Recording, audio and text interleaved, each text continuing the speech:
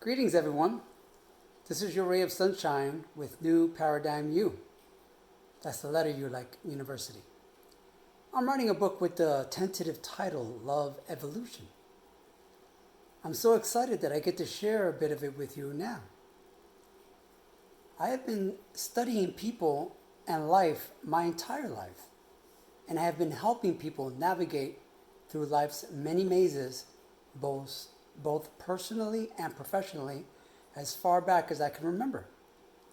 This has led to many discoveries for me about how life works. Today I want to talk about a concept I call love evolution. It's interesting that the first four letters of the words evolve and evolution are love, spelled backwards. I've come to the understanding that love, as we understand it today, evolves through at least three distinct phases. I feel confident that most of us have experienced at least the first of these phases. The first being primal love. This phase is all about the primal instincts of self-preservation and procreation. We often experience this phase in the earlier part of our lives.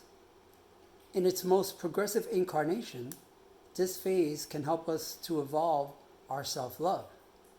Self-love is the most important step in our love evolution. Without self-love, we can never truly find inner peace and harmony, nor can we truly love others. For how can we share that which we don't ourselves have? At the other end of the spectrum, people who have yet to evolve past this phase can be selfish and inconsiderate of others, and generally only experience superficial happiness, which is temporary and fleeting because it is derived from external sources such as a partner, work, extreme experiences, or the accumulation of material things. This is how addictions can begin. People can become addicted to almost anything as long as it fills the emptiness they feel inside.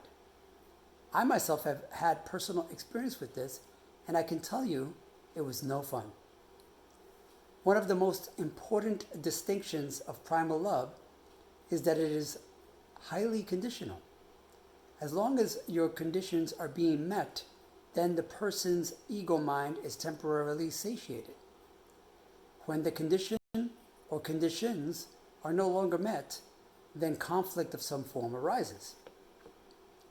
Conditions, such as a person's perceived needs, are being taken care of. Those needs vary from person to person. The distorted form of primal love really isn't love at all. In my experience, both personal and professional, many people are still in this form of quote-unquote love. Often when people say, I love you, what they are really saying is, I need you. Think about that the next time someone says, I love you. Once we evolve from the first phase, primal love, we can move into the next phase, which I call evolving love. In its most progressive form, this phase is about discovering what love really is. The spectrum that evolving love can exist in is far greater than any of the other two phases.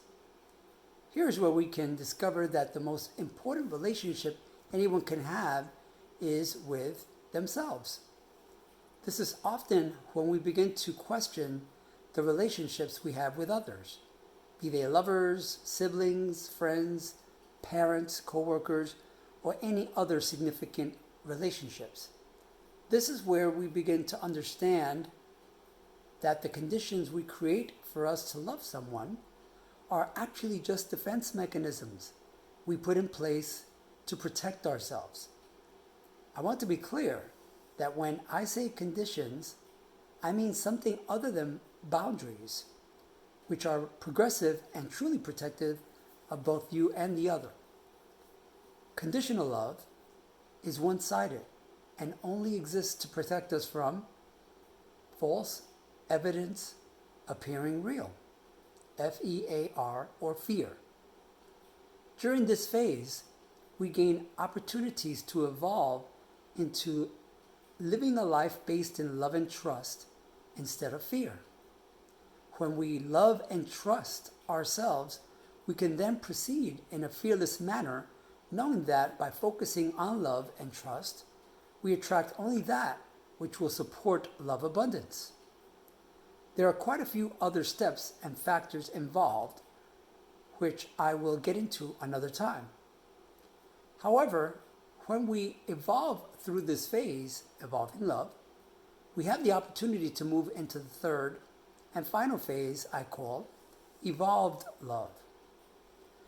From my perspective, evolved love is really the only true form of love instead of being just one of the phases of love. It is the only truly unconditional love that I'm aware of. It is bigger than ourselves, with boundless compassion, infinite patience, and empathy. There is nothing needed, expected, or desired from the other, because everything is already there. This love exists regardless of the flaws or shortcomings of others, or especially ourselves. There is no judgment, only acceptance. The superficial and fleeting happiness of primal and evolving love is replaced with ever-present joy, peace, and harmony that cannot be involuntarily impacted or shaken. This is where I and many others exist in our life journeys. Every day, more and more of us are awakening to what evolved love, the only true love, really is. There's lots more I can share about this, and I will at another time. But right now, my call to action for those of you that want to take back your power is to make yourselves a priority by taking the time to inform yourselves of what love truly is in your lives, especially self-love, which informs every kind of love we experience.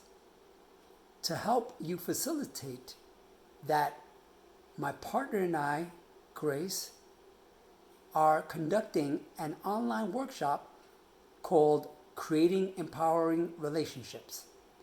You can go to www.newparadigmu.com. That's www.newparadigmu.com. And click on the events to sign up today. Thank you.